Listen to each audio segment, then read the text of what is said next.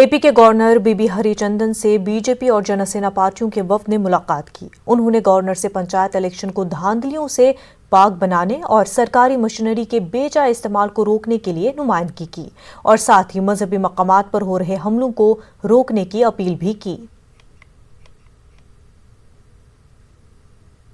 Bharatiya Janata Party and Jansena Party together we met the Honorable Governor. We requested on behalf of the people of Andhra Pradesh that these local body elections should be conducted in a very democratic, fair manner.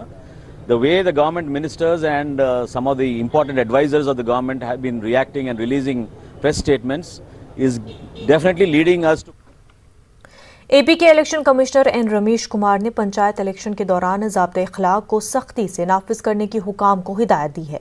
उन्होंने supreme court की हिदायत के मुताबिक election कराने पर जोर दिया। इत्तेफाक़ी राय से मुंतखब होने वाले पंचायत पर नजर रखने पर जोर दिया। नामजदगियों के इदखाल में किसी भी उम्मीदवार को परेशानी से बचाने की हिदायत दी गई।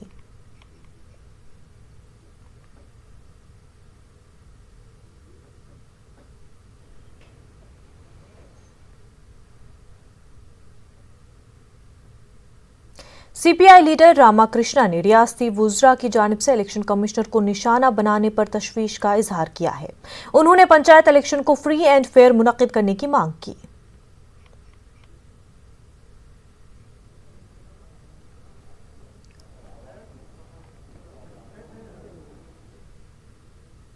करनूल जिला कलेक्टर ने कहा कि करनूल में पंचायत इंतखाबात के लिए जिला इंतजामिया ने पूरी तरह तैयारियां कर ली हैं और पंचायत इंतखाबात को पुरअमन बनाने के लिए जिला इंतजामिया तैयार है।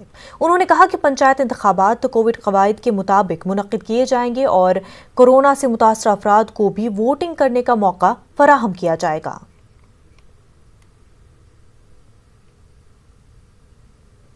दिल्ली में किसानों पर हुए लाठीचार्ज की मजम्मत करते हुए सीपीआई कारकुनों ने विशाखापट्टनम में एहतजाज किया। मरकजी हुकूमत और पुलिस रवैये पर अफसोस का इजहार किया गया। एहतजाजियों ने हुकूमत के तर्ज अमल को जमहूरियत के खिलाफ करार दिया। मुतनाज़ा ज़रई क़वानीन को वापस लेने की मांग की गई। किसानों पर दर्ज मामलों को बर्खास्त करने का भी मुतालबा किया गया।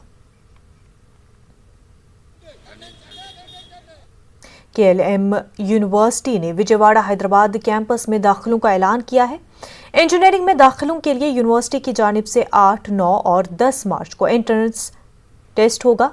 यूनिवर्सिटी के वीसी डॉक्टर KLSS रेड्डी बताया कि यूनिवर्सिटी की जानिब से तुलबा को स्कॉलरशिप भी दी जाएगी। This year, KLEF deemed university conducting entrance exam for 21st-22nd academic year on 8th, 9th, 10th of March. And we are giving a lot of scholarships to the students, meritorious students, and also cash prizes for the top rankers in this entrance. This entrance is conducted throughout the country, and selecting and getting in the meritorious students is the actual purpose of conducting this entrance 2-3 times. Not only we select students from around KLEE, we also select top rankers from JEE and MSET as well. And we are encouraging the meritorious students, we are giving scholarships, and also we are really providing the top-notch placements in the companies where the salaries are ranging from 25 lakhs to 40 lakhs. Andhra Pradesh में आशा workers और CITU की जानिब से रियासत भर में एहतजाज किया गया है। एहतजाजियों ने हुकूमत से आशा वर्कर्स के देरीना मसाइल और मुतालबात मुकम्मल करने की अपील की। मछलीपट्टनम कलेक्टर आशा वर्कर्स ने एहतजाज किया। करनूल जिला कलेक्ट्रेट के बाहर आशा वर्कर्स यूनियन की जानिब से एहतजाज मुनज़्ज़म किया गया है। इस मौके पर एहतजाजियों ने रियासती हुकूमत के खिलाफ नारेबाजी की और रियासती हुकूमत पर इंतखाबी वादों से इनहराफ करने का इल्जाम लगाया है। आशा वर्कर्स ने हुकूमत से मुलाजमत को मुस्तकिल करने और कोरोना से मरने वाले वर्कर्स को मुआवजा देने की मांग की है और तनख्वाहों को एक साथ अदा करने का मुतालबा किया। आशा वर्कर्स यूनियन CITU के जानिब से बड़े पैमाने पर आज धरना यहाँ कर रहे हैं। इसका मेन मकसद है कि जो भी हुकूमत ने, आंध्र प्रदेश की रियासती हुकूमत ने इलेक्शन के पहले जो आशा वर्कर को जो वादा किए थे वो वादे को निभाने में नाकामयाब हुए है।